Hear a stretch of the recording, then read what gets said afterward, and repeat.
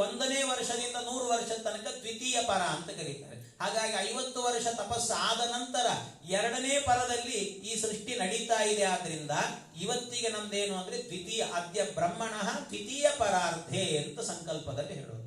ಹೀಗೆ ಇಂಥದ್ದು ಇಷ್ಟು ತಪಸ್ಸನ್ನ ಮಾಡಿದಂತ ಮಹಾತ್ಮರು ಬ್ರಹ್ಮದೇವರು ಅವರಿಗೆ ಹೇಳಿದಾಗ ಆಗ ಆ ಬ್ರಹ್ಮದೇವರೇನು ಮಾಡಿದ್ರಂತೆ, ನಿನ್ನನ್ನು ಉದ್ಧಾರ ಮಾಡುತ್ತೇನೆ ಅಂತ ಅವರನ್ನು ಉದ್ಧಾರ ಮಾಡಲಿಕ್ಕೆ ಸ್ವಲ್ಪ ಬೇಸರ ಮಾಡಿ, ಅಂದ್ರೆ ಅವರೇ ಏನ್ ಮಾಡಿದ್ರು, ಸ್ವಲ್ಪ ಇವ್ರು ಹೇಳಿದ್ದನ್ನ ಬೇಸರ ಮಾಡಿಕೊಂಡ್ರು ಕೂಡ ಇದು ನಿನ್ನನ್ನು ಉದ್ಧಾರ ಮಾಡಲಿಕ್ಕೆ ದೇವರ ಜ್ಞಾನವನ್ನು ಹೇಳಲಿಕ್ಕೆ, ತತ್ವಜ್ಞಾನವನ್ನು ಹೇಳಲಿಕ್ಕೆ ಒಂದು ಅವಕಾಶ ಅಂತ 4 ಶ್ಲೋಕದ ಭಾಗವತವನ್ನ 50 ಶ್ಲೋಕ ಮಾಡಿ ಅದನ್ನ ಸಂಗ್ರಹ ಭಾಗವತ ಅಂತ ಮಾಡಿ ನಾರದರಿಗೆ ಉಪದೇಶ ಮಾಡಿದರಂತೆ.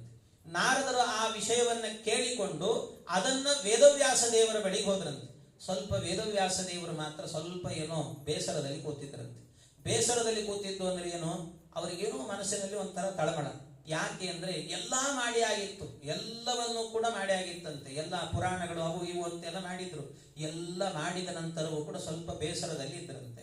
ಆಗ ಸ್ವಾಮಿ ನೀವು ಎಲ್ಲಾ ಮಾಡಿದ್ದೀರಿ, ಆದ್ರೆ ಇನ್ನೊಂದನ್ನು ಹೇಳಬೇಕು ನೀವು ಅಂದ್ರಂತೆ. ಆಗ ಏನಾದ್ರೂ ಹೇಳಬೇಕು, ಯಾರೋ ಕೇಳಲಿ ಅಂತ ಕಾಯ್ತಾ ಇದ್ರು. ಕೇಳಲಿ ಅಂತ ಕಾಯುವಾಗ್ಲೇನೆ ನೀ ಕಲ್ತು ಬಂದಿದ್ದೀಯಲ್ಲ 50 ಶ್ಲೋಕ ಭಾಗವತ ಹೇಳು ಅಂದ್ರು. ಹೇಳಿದ್ರು, ಒಪ್ಪಿಸಿದ್ರು ಅವರು. ನಾ ಹೇಳಿದ್ ಸರಿ ಇದೆಯಾ?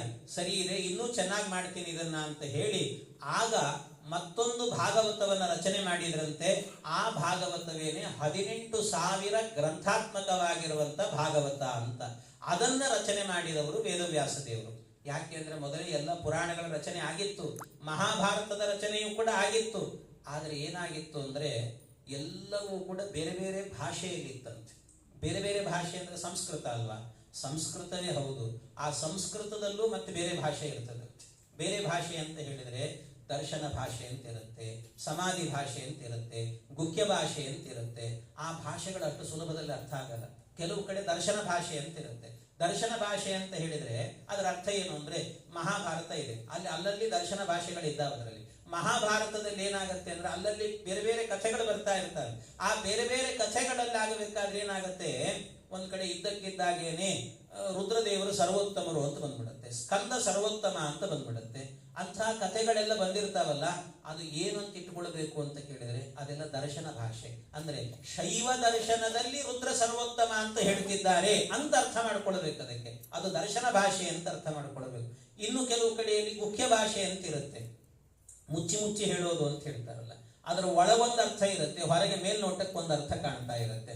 ಆ ರೀತಿ ಉದಾಹರಣೆಗೆ ಮಹಾಭಾರತದಲ್ಲೇನೆ ಒಂದು ಶ್ಲೋಕ ಬರುತ್ತೆ.